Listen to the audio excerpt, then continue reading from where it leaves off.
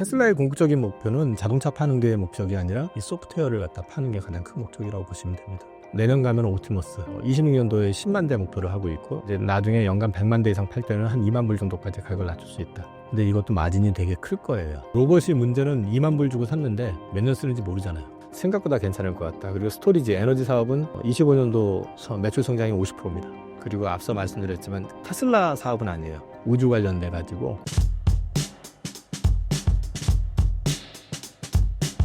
올해 테슬라 주가는 어떻게 전망하시나요? 제가 증권사 그 목표치를 한번 찾다 보니까 550불을 제시한 데가 있고요. 그 다음에 웰스파고 같은 데는 125불 제시했는데 125불이면은 지금 3분의 1 토막 나야 되거든요. 그렇구나 생각을 했는데, 저는 이제 그 생각을 합니다. 테슬라를 전기차 업체로 본다 그러면 지금 밸류에서 더 올라가기는 어려울 것 같아요. 근데 테슬라를 AI 소프트웨어 기업으로 본다면 지금도 가능성은 충분하다. 저는 개인적으로 그렇게 생각을 하고 있고요. 여기에 더해가지고 앞서도 로봇 관련된 얘기를 했지만 이 옵티머스 양산을 내년부터 한다고 그러고 26년부터. 그러면 거기에 양산이 되면서 붙는 실적이라는 게 있잖아요. 그리고 로봇 업체에서 테슬라는 금수저예요. 가장 주목을 많이 받고, 그리고 지금도 여전히 정부의 어떤 직책을 유지하고 있으면서 자기네 회사를 갖다 할 수 있는 입장이기도 하고, 그러니까 옵티머스의 확산 가능성 이런 것들까지 감안해서 본다고 그러면 저는 나쁘지 않을 것 같다. 개인적으로는 그렇게 생각을 하고 있고요. 테슬라의 주가 올해 키는 FSD 상용화입니다. 테슬라가 예고했던 거고요.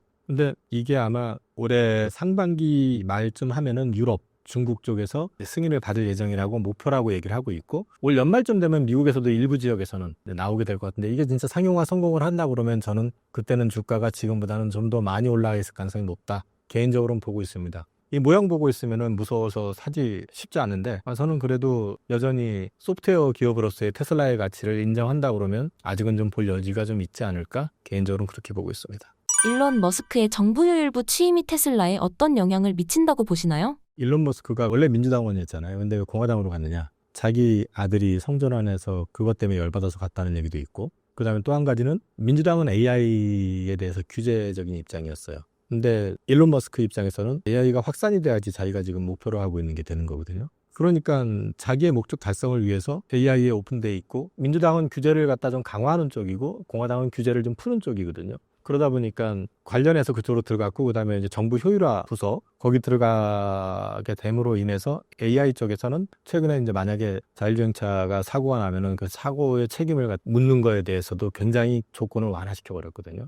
그러니까 하겠다는 의지는 분명히 강한 거예요. 그러면 비즈니스 자체를 갖다가 사실 자기 직위를 이용을 했다고 할 수는 하기도 조금 애매하고, 아니라고 하기도 좀 왜냐면 그건 어차피 중국에서도 가는 길이고 다 같이 가는 길이니까. 근데 그 시장에서 선두잖아요. 어쨌든 수혜를 받을 수밖에 없겠죠. 갖은 규제나 이런 것들 다 장벽 제거하면 어쨌든 지금 상용화해서 수혜받기는 가장 좋은 거고, 또 한 가지는 스페이스X 관련된 거죠. 스페이스X 관련해 가지고 이게 로켓 발사체를 갖다 재사용하는 거잖아요. 그러면서 소위 말해서 로켓 하나 띄우는 거, 인공위성 띄우는데 들어가는 비용을 굉장히 낮춰놨거든요. 그런데 그걸 나사에다가 우리 거 좀 해줘라고 얘기하는 게 밖에서 자동차 팔고 있으면서 이렇게 얘기할 때하고 같을 수가 없잖아요, 지금 상황은. 그러니까 이제 그런 면에서도 좀 수혜를 받을 수 있지 않을까? 근데 이제 보니까 제가 자료를 좀 찾다 보니까 이게 로켓을 재사용했을 때하고 사용하지 않았을 때 비용 자체가 거기 나온 것처럼 재사용하지 않았을 때는 약 6천만 불 정도가 들어간다는데, 재사용했을 경우는 2,200만 불 부스터 비용, 그 정도.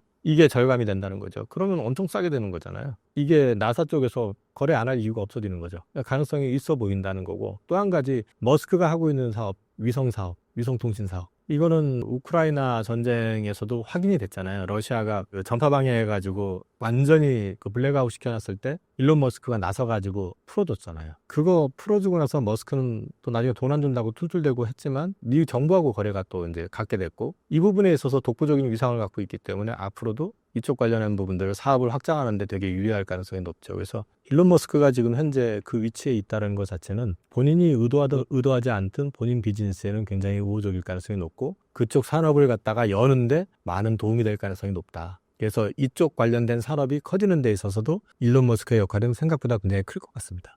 BYD에 대해 부정적인 반응이 나오고 있는데 테슬라에게는 어떤 영향이 있을 거라고 보시나요? BYD 관련해가지고 보니까 그것 때문에 제가 유튜브하고 자료하고 많이 뒤져봤는데요. BYD의 전략이 다른 업체들이 생각하고 있지 않거나 방치한 분야, 우선적으로는. 그쪽을 공략하는 느낌. 예를 들어서 우리나라 현대기아 같은 경우도 우리나라에서 제일 잘 팔리는 베스트셀러 카들이 산타페, 소나타 뭐 이런 쪽이잖아요. 근데 그 급으로는 차를 안 만들죠. 전기차를. 왜냐면 만들어서 팔면은 손해고 내연기관차가 덜 팔리게 되면 이익을 갉아먹거나 내연기관차에서 남는 마진이 엄청 크지 전기차에서는 마진 자체가 크게 안 난단 말이에요 지금. 그러니까 그런 쪽을 방치하고 있으니까 그 시장에 발을 담그는 거죠. 그래서 비아드 같은 경우는 그런 쪽으로 좀 이번에 들어오는 것 같고요. 이번에 들어오는 제품에 대해서는 뒤에 설명이 있으니까 그건 뒤에서 좀 말씀을 좀 드리기로 하고, 주장하는 거 보면 이제 LFP 배터리로 들어오는데 이게 겨울에도 출력이 크게 떨어지지 않는다. 이건 실제로 시험을 했던 것 같고요.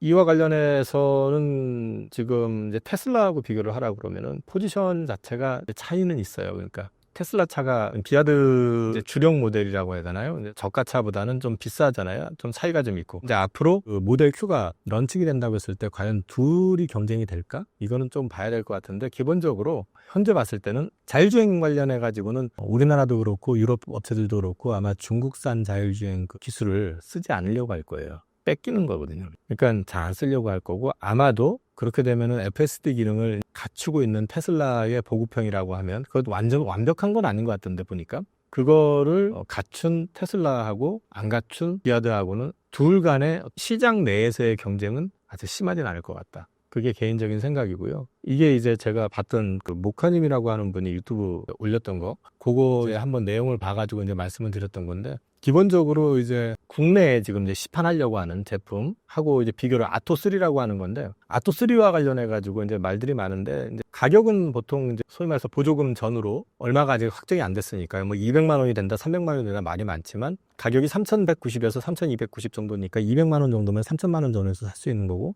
또 300만 원 정도면 2,900만 원대 뭐 이렇게 해서 살 수 있잖아요. 그 정도인데 비해서 우리나라 지금 EV3 같은 경우는 지금 보조금 전후로 봤을 때 한 4천만 원에서 4,850만 원 정도 되거든요. 그러니까 시장 자체가 좀 다르죠. 근데 이제 보조금이 아마도 한 700만 원 정도를 이게 받기 때문에 3,300만 원대까지는 떨어지긴 할 건데, 요거 관련해서는 이따가 뒤에서 개인적인 생각을 좀 말씀을 드리고, 테슬라 모델 Q 관련해 가지고 해치백 형식으로 지금까지 알려진 건 나온다고 하는데 25년 상반기에 나오고 보조금 감안했을 때 3만 불 이하 정도 얘기를 하는 것 같아요. 일단 한 3만 불 정도에 이제 나오고 거기서 보조금 얼마 받느냐 이 정도일 것 같고, 이게 중국산에 이제 앞서서 보여드렸던 아토3보다는 그 뒤에 제가 이제 그림을 또 가져왔지만은 비아드형의 돌핀이라고 하는 모델하고 이제 겹치는 그런 부분들이 있는 것 같아요. 근데 요거는 앞으로 일론 머스크가 공언했던 것처럼 정말 그렇게 잘 팔릴 것인지 지켜봐야 될 거고, 그 다음에 이제 이게 잘 팔리기 위해서 또 한 가지 조건이 사실은 있는데, 시장이 그 부분에 크게 관심을 안 갖고 있는데, 그게 뭐냐면 충전 인프라 확산입니다.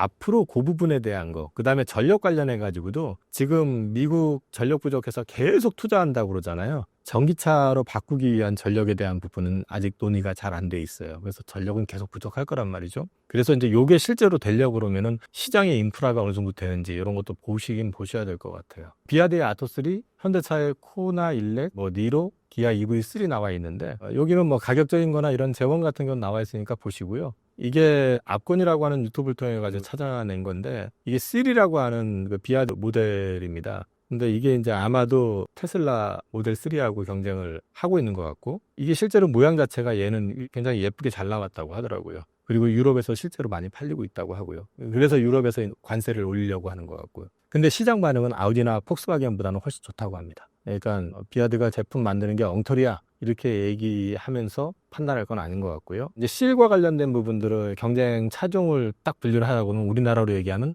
아이오닉 6가 있고, 그 다음에 EV6가 있습니다. 그 모델급이에요. 가격적인 면에서 봤을 때도 우리나라 거하고 크게 차이는 안 나요. 그렇기 때문에 이 모델들은 아직 국내에는 안 들어오는데, 비아드가 소위 말해서 이제 차에 대해서 요즘 얘기들이 좀 많잖아요. 근데 아주 허접은 아닌 것 같다. 만들어내는 것들을 보면 그 정도 말씀을 드릴 수 있을 것 같고, 요게 이제 또 하나 비아드 모델의 그림인데, 이게 C라이언이라고 하는 세븐이라고 하는 건데, 역시 이 차도 예쁘게 잘 나왔어요. 요거는 우리나라로 하면 아이오닉 5나 EV6, 그 다음에 테슬라는 모델 Y급. 그 정도 사양 정도 되거든요. 그래서 이런 것들을 종합적으로 해서 말씀을 드리면, 비아드 같은 경우는 제품을 아주 뭐 엉망으로 만들어가지고 뭐 밀어내기 식으로 하는 것 같지는 않다. 자동차 만드는 거는 그래도 어느 정도 따라온 것 같다. 다만 이게 테슬라하고 특히 우리나라로 들어오는 것들, 아토3 같은 경우는 테슬라나 EV3하고 경쟁은 아닌 것 같고, 다만 한 가지 우리가 주의해야 되는 건 뭐냐면요. 단가가 싸잖아요. 그럼 아마도 그 업계 종사하시는 분들이 또 뭐라고 할지 모르겠지만 정부 보조금을 받거나 지원금을 받아가지고 차를 바꾸거나 할 때 전기차로 바꿀 때 애국심에 의해 가지고 우리나라 걸 쓰겠느냐 아니면 우리나라 거보다 몇백만 원 싼 기아드 걸 쓸 거냐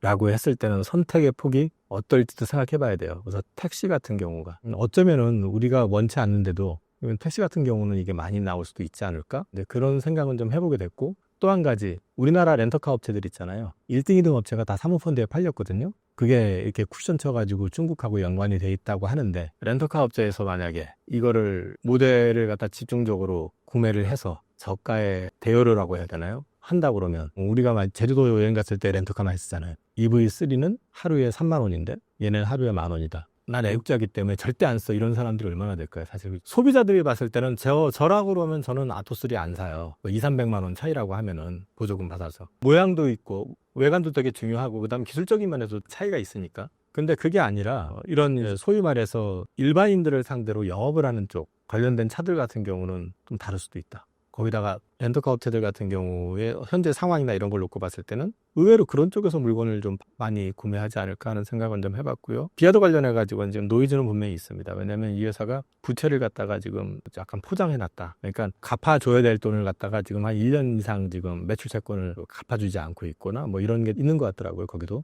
그래서 이제 그런 부분들 때문에 최근에 기사도 좀 나왔는데 하청업체들 대금 지급을 좀 미루고 그러면서 그 순부채 자체가 일각에서 나오는 거는 한 64조 원 정도 될 것 같다. 이렇게 굴러가는 것 자체가 신기할 정도다라고 이제 말하는 기사도 제가 봤거든요. 어찌됐든 간에 지금 현재로 봤을 때는 기아드와 관련된 부분들은 차는 만드는 게 아주 허접 같지는 않고 어느 정도 가격적인 측면에서는 개인들이 살 정도의 하여튼 디자인이나 이런 성능 면에서 우리나라 차하고 비교했을 때 매력적이진 않은데 소위 말해서 택시나 렌터카나 이런 쪽에서는 가능성이 좀 있어 보인다. 뭐 그 정도로 말씀을 드릴 수 있을 것 같습니다.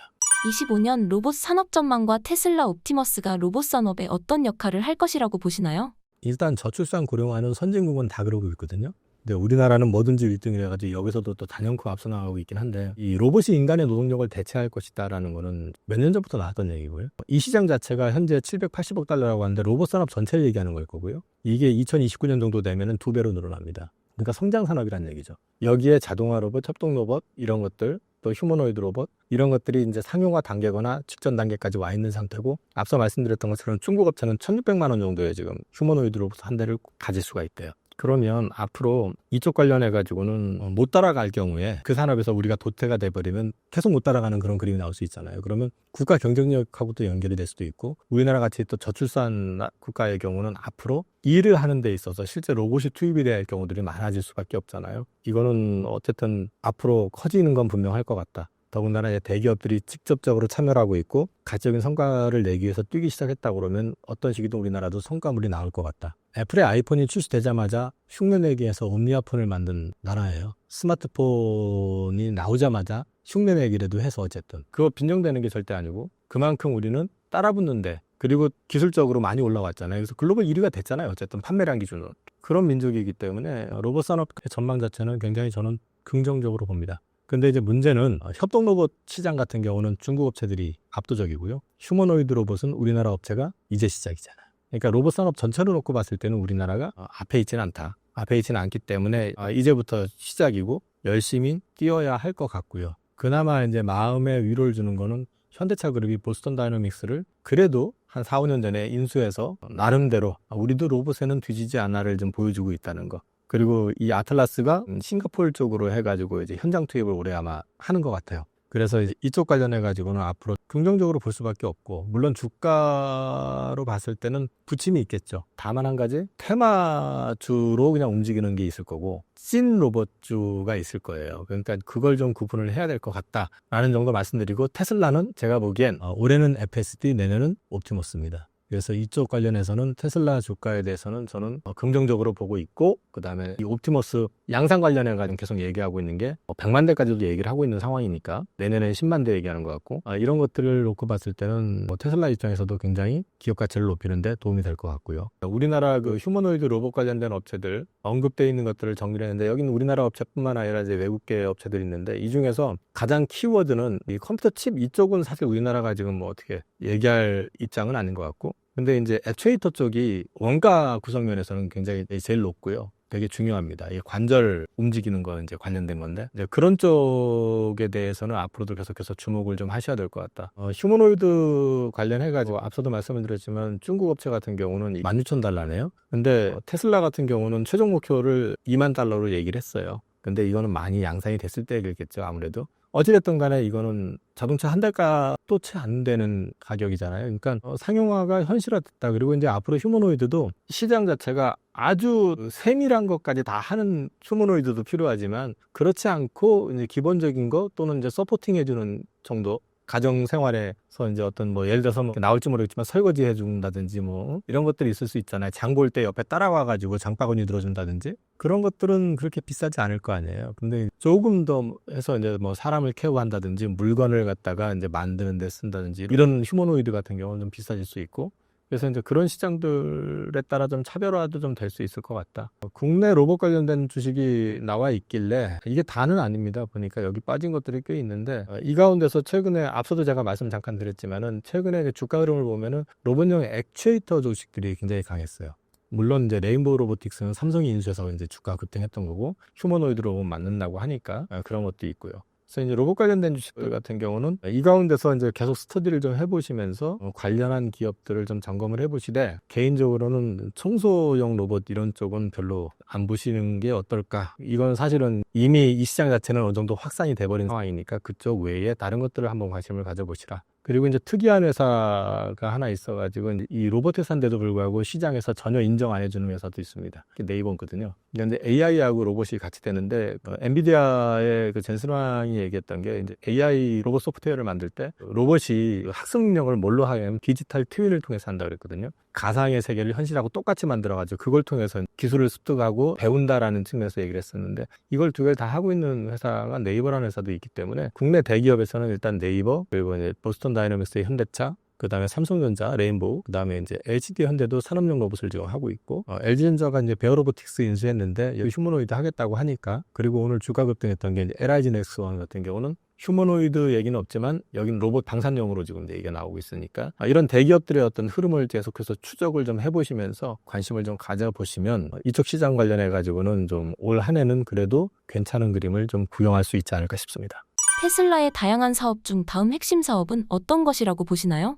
일단 지금 올해 거 놓고 얘기했을 때는 FSD 일단은 그게 상용화가 안 됐잖아요 아직은. 근데 이제 올해 중국하고 유럽 연합 쪽에서는 상용화를 목표로 하고 있고 올 연말쯤 가면 미국의 일부 지역에서 이제 상용화 한다니까 이게 상용화가 되는 게 굉장히 중요할 것 같고 이게 상용화되면 테슬라에만 장착이 되는 게 아니고요. 이거 아무나 못해요. 이미 이거 하겠다고 했다가 포기한 데가 GM도 포기했고 토요타도 포기했던 것 같은데 아무튼 많은 회사들이 지금 하다 말았는데 그럼 그런 업체들도 결국은 자율주행 탑재를 해야 될 거 아니에요. 그 시장을 노리는 거거든요. 테슬라의 궁극적인 목표는 자동차 파는 게 목적이 아니라 이 소프트웨어를 갖다 파는 게 가장 큰 목적이라고 보시면 됩니다. 그래서 이제 이워 있을 수 있고 내년 가면 옵티머스 26년도에 10만 대 목표를 하고 있고 이제 나중에 연간 100만 대 이상 팔 때는 한 2만 불 정도까지 가격을 낮출 수 있다. 근데 이것도 마진이 되게 클 거예요. 그리고 이제 로봇이 문제는 2만 불 주고 샀는데 몇 년 쓰는지 모르잖아요. 그죠? 그것도 또 생각해 봐야 되잖아요. 생각보다 괜찮을 것 같다. 그리고 스토리지, 에너지 사업은 25년도 매출 성장이 50%입니다. 엄청나죠? 그러니까 이쪽 관련해서도 괜찮을 것 같다. 그리고 앞서 말씀드렸지만 근데 이거는 테슬라 사업은 아니에요. 우주 관련돼 가지고 그쪽은 사실은 스페이스X 같은 경우는 사실 테슬라만 상장돼 있고 스페이스X가 상장이 안 돼 있기 때문에 일론 머스크의 다른 회사인 거지 테슬라 회사는 아니거든요. 그래서 그건 테슬라의 사업이라고 얘기하기는 좀 그렇고 그래서 이제 요 정도가 지금은 가장 중요할 것 같고 제 개인적으로 이 중에서 가장 중시하고 포커싱해야 되는 건 뭐냐? FSD입니다. 구독자님들에게 한 말씀 부탁드립니다. 작년에는 계속해가지고 어렵다. 그 다음에 연말 가면서 계속 현금 계속 늘어나고 있다. 그런 말씀만 드렸다면은 지금 올해 들어와서는 현금 비중 많이 줄였고요. 계속 주식을 지금 하기 나쁘지 않은 장이 될 것 같습니다. 일단은 작년에도 한번 그 말씀 드렸는데 우리가 간과하고 있는 거는 투자자들이 싫어하는데도 불구하고 작년에 강행하려고 했다 말았던 게 금투세였잖아요.